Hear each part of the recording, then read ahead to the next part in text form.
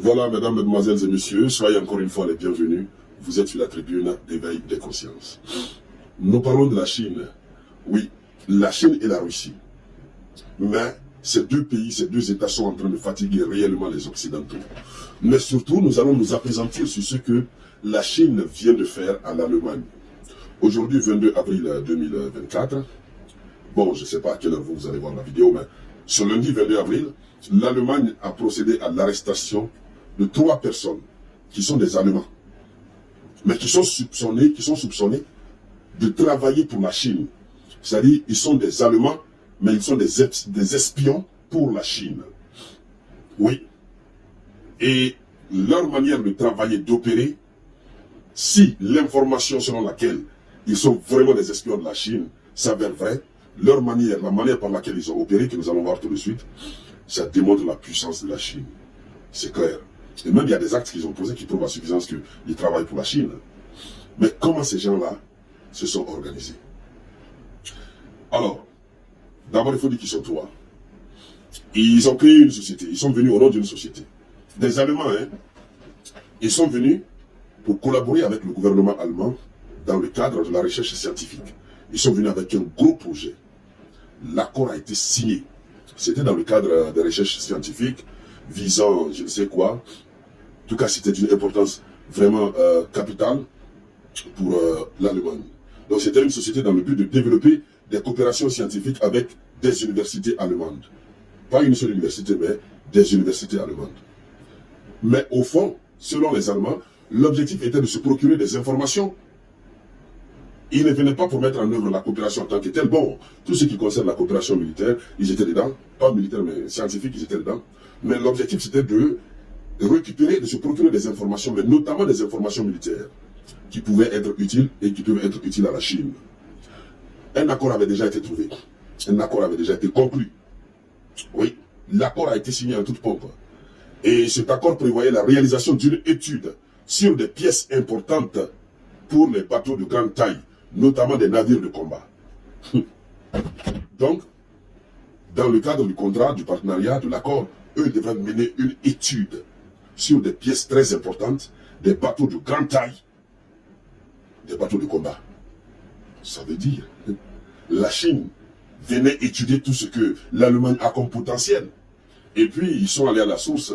C'est une coopération avec des universités, puisque c'est au sein de cette université, ces scientifiques produisent. Si l'État a signé, et ceux qui viennent, ce sont des Allemands, vous êtes obligés de livrer tous vos secrets. Donc, cet accord était conclu, déjà conclu. Mais dans quelles circonstances l'Allemagne va comprendre que ces gens-là travaillent pour la Chine? Allons-y un peu plus loin. Il y avait d'autres projets, hein?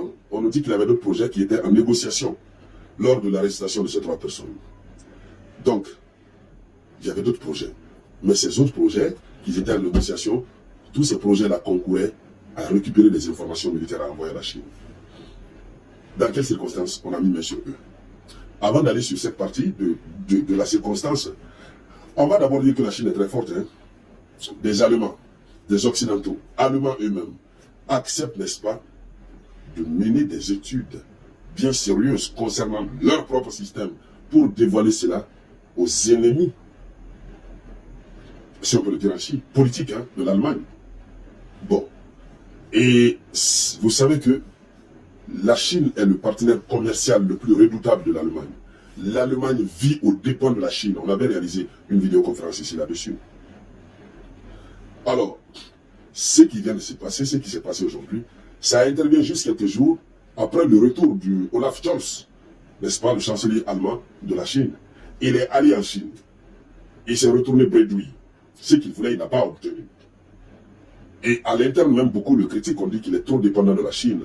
Il faut faire en sorte que l'Allemagne brise un peu le lien de dépendance avec la Chine. Il revient. On constate, voici maintenant les circonstances dans lesquelles ces 3 ont été arrêtés. On constate que ces 3 ont acheté des lasers, qui sont des types, je ne sais pas comment dire ça, d'appareils qui sont utilisés dans le cadre militaire.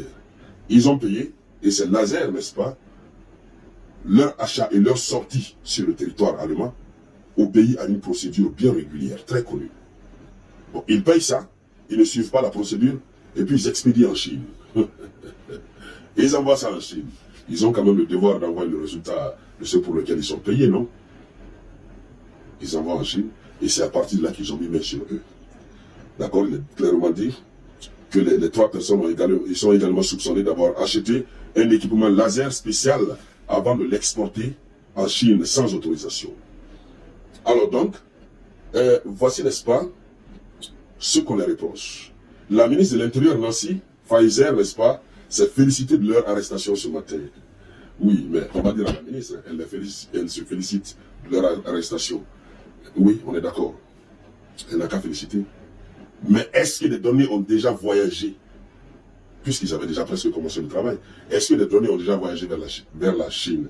Voici la grosse question.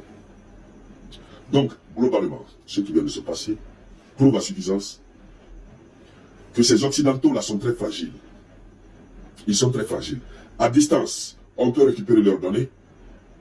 À l'interne même, ils n'ont pas d'argent. Ils n'ont pas d'argent. Ils ne sont pas de puissance comme la Chine et autres. Leurs citoyens souffrent énormément. Il suffit de donner un peu, ils sont corrompus. Et puis ils deviennent loyaux. Ils vont se mettre au service de l'ennemi de leur propre pays. C'est-à-dire, ils vont se mettre au service comme pas possible. C'est la preuve tangible que l'Occident est en train de connaître un déclin. Ça, c'est clair. Alors donc, le chancelier allemand, il est entre le marteau et l'enclume. Il ne sait pas comment gérer cette situation. Puisque, tout récemment, son voyage récent en Chine, il était dans l'optique de vouloir vraiment normaliser les relations. Mais ce qui vient de se passer prouve à suffisance que les relations entre la Chine et l'Allemagne ne peuvent jamais, en tout cas pour le moment, se normaliser. Il est entre le marteau et l'enclume. En tout cas, wait and see. Alors, force à la Russie, force à la Chine, qui vivra verra. Merci à toutes et à tous, je vous reviens tout à l'heure avec de nouvelles actualités. C'était la voix de votre unique samouraï.